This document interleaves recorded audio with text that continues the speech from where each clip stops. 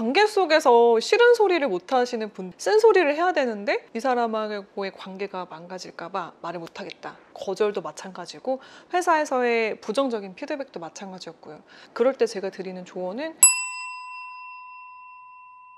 오늘은 59만 유튜버, 이제 곧 60만을 향해서 가고 계시는 커뮤니케이션 전문가 히렌채님을 모셨습니다. 반갑습니다. 안녕하세요. 반갑습니다. 초대해 주셔서 감사합니다. 나와주셔서 감사합니다. 오늘 이야기하고 싶은 내용이 많은데요. 가장 먼저 나는 어떤 사람이고 어떻게 이 일을 시작하게 되었는지 이야기를 해봤으면 좋겠습니다. 저는 원래 라디오 PD로 일을 했어요. 제 말이 아니라 사람들의 말을 매력적으로 바꿔서 티칭하던 사람이었는데요. 회사의 예산이 부족하니까 너가 1인 크리에이터처럼 진행도 하고 편집도 하고 대본도 쓰면 어때? 라는 제안을 하신 거죠. 감사하게도 그 경험 덕분에 제가 혼자 글을 쓰고 말을 하는 크리에이터처럼 살고 있더라고요. 그래서 자연스럽게 어느 순간 유튜브로 넘어가게 되었는데요. PD뿐만 아니라 저도 회사원이었기 때문에 사회생활 하면서 다양한 사람들을 만나잖아요. 유독 제 사회 초년생 시절에는 빌런이 많았습니다. 그래서 그때 어떻게 하면 인간관계를 해치지 않으면서 내 할 말을 전할 수 있을까? 이런 고민들을 되게 많이 했습니다. 그러다 보니까 자연스럽게 제 영상의 주제들이 그런 것들이 되었어요. 그 이후에는 멜론이라는 곳에서 다양한 아이돌 분들하고 라디오를 만들었었어요. 그때 그런 분들을 계속 만나면서 깨달은 게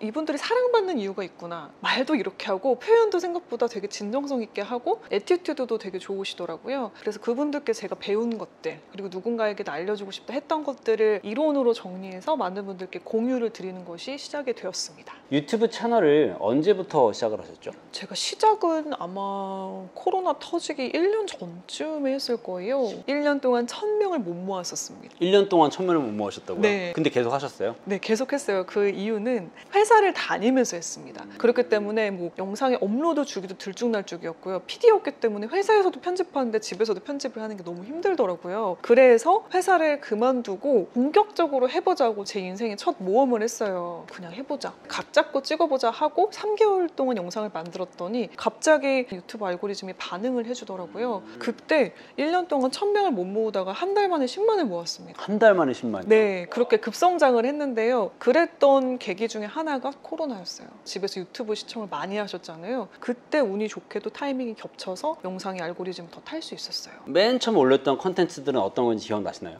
기억나죠. 후배들이나 나랑 되게 친한 동생들한테 어떤 게 제일 먼저 도움이 될까를 생각하면서 만들기 시작했어요. 그런데 제가 착각했던 게 하나 있습니다. 뭔가요? 보시는 분들이 궁금해하실 걸 골라야 되는데 제가 개인적으로 궁금했던 거를 제일 처음 영상으로 시작했어요. 뭐였어요? 왜 연말만 되면 우리는 우울해지는가에 대한 굉장히 진지한 고찰이었는데 어느 순간 제가 잘할 수 있는 말하기에 포커스를 맞췄더니 많은 분들이 호응해 주시는 것을 느꼈습니다. 그래서 그쪽으로 쭉 가기 시작했어요. 지금 말씀하신 내용이 굉장히 큰 인사이트가 있는 게, 매력적인 사람들은 내가 하고 싶은 이야기만 하는 게 아니라 남들이 들었을 때 가치 있는 이야기를 한다, 그렇게 얘기할 수 있잖아요. 맞아요. 그거를 깨달으셨던 거네요. 맞습니다. 그래서 제가 강의할 때도 그렇고 이 책에도 그렇고 그 얘기를 써놨어요. 여러분, 말을 할 때 내가 하고 싶은 얘기 하지 마세요. 앞에 있는 분들이 듣고 싶은 이야기, 그런 것들을 전하세요라고 말씀을 드리거든요. 사회 초년생 때 실수했던 것 중에 하나가 회사에서 발표할 때였는데요. 임원분들이 아무런 리액션이 없으신 거예요. 왜 리액션이 없을까를 고민해봤어요. 나중에 알고 보니까 저희 회사에서 원했던 거는 돈을 따올 수 있는 컨텐츠였더라고요. 라디오국이 점점 쇠퇴를 하는데 얼만큼 그 돈을 접목할 수 있는지가 궁금하셨던 거죠. 근데 저는 제가 하고 싶은 이야기, 제가 만든 콘텐츠는 창의적이고 청취자들한테 어필이 될 겁니다, 이 얘기만 하고 있었던 거예요. 그리고 끄트머리에 회사에서 요구했던 뭐 돈은 이만큼 이야기를 했겠죠. 그러니까 반응이 없었던 건데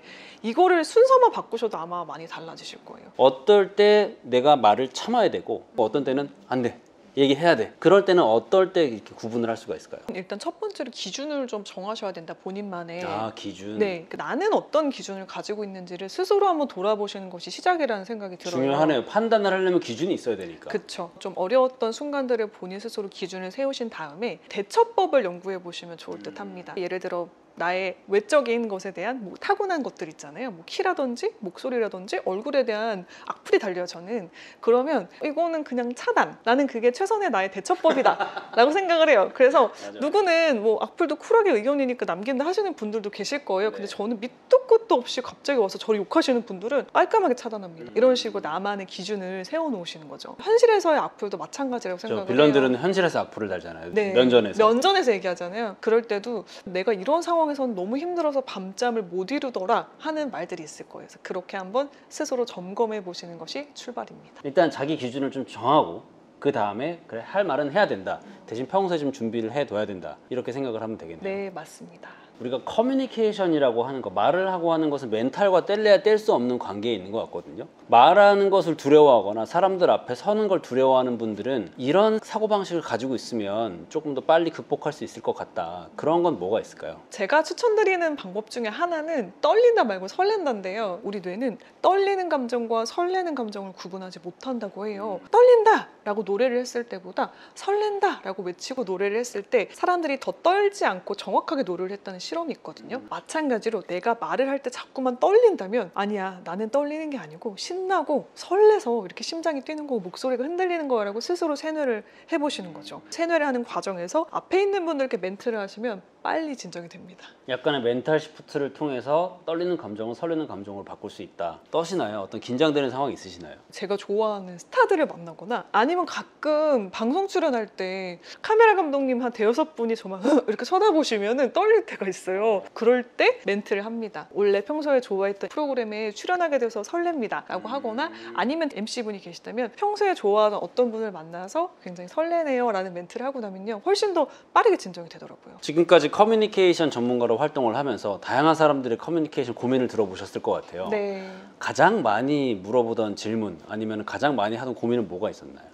쓴소리를 해야 되는데 이 사람하고의 관계가 망가질까 봐 말을 못하겠다 하시는 분들이 많았어요. 뭐 거절도 마찬가지고 회사에서의 부정적인 피드백도 마찬가지였고요. 그럴 때 제가 드리는 조언은 긍정, 부정, 긍정으로 이야기하셔라 라는 이야기를 드립니다. 긍정, 부정, 긍정. 네, 초두 효과를 다들 아실 거예요. 초두 효과는 앞에 제시한 정보가 뒤에 제시한 정보보다 조금 더 강한 영향력을 미치는 현상을 말하는데요. 그거를 활용을 하셔서 내가 부정적인 이야기를 하실 때 앞에 긍정적인 이야기를 먼저 건네시면요 사람들이 생각하기에 이 부정성의 느낌이 좀 상쇄가 됩니다. 그래서 부정적인 느낌이 세게 갑자기 펀치를 맞는 느낌이 아니라 되게 부드럽게 퐁 던져지는 거죠. 갑자기 가만히 있다가 맞으면 우리 어떻게 할까요? 가드를 올리죠.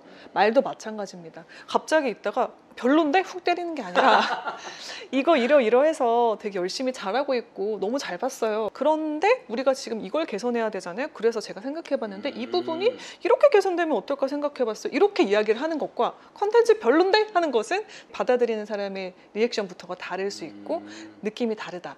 그래서 무조건 긍정적인 이야기를 하세요 라는 말씀을 드리고요. 마지막에 다시 한번 긍정적으로 마무리를 하시면 또 최신 효과를 발현을 해서 적용하시면 좋습니다. 최신 효과는 반대 개념인데요. 맨 마지막에 제시한 정보가 더 오래 기억에 남는 효과예요. 이것만 개선하면 훨씬 더 좋은 방안이 될 듯해요. 그리고 지금 충분히 잘하시고 있으니까 이것만 해보시면 더 잘하실 겁니다. 응원과 격려를 담는다면 이 사람을 정말 위해서 이런 이야기를 한다는 마음이 전달될 수가 있습니다. 부정적인 이야기 못하겠어요 하시는 분들은 꼭 긍정, 부정, 긍정의 3단계를 기억하셔라 라는 말씀을 드리고 싶습니다. 부정적인 이야기를 할 때에는 앞과 뒤를 긍정적인 포장지로 잘 싸서 이렇게 전달을 하면 좋다. 맞습니다. 이렇게 얘기할 수가 있겠네요. 네. 근데 지금 말씀하시는 걸 들어보면 여러분도 아마 그렇게 생각하시겠지만 뉴스 아나운서를 하셨을 것 같은 그런 느낌이거든요. 처음부터 목소리가 차분하고 발음이 정확하셨나요? 아니면 뭐 연습을 하셨던 건가요? 처음에는 제가 어떤 것을 잘하는지 어떤 톤인지를 전혀 모르는 사람에서 내가 가지고 있는 고유한 나라는 악기의 음을 가장 최선을 다해서 내는 것이 저는 좋은 목소리라고 생각을 하고요. 안정적인 소리를 찾을 수 있게 도와주는 방법이 있거든요.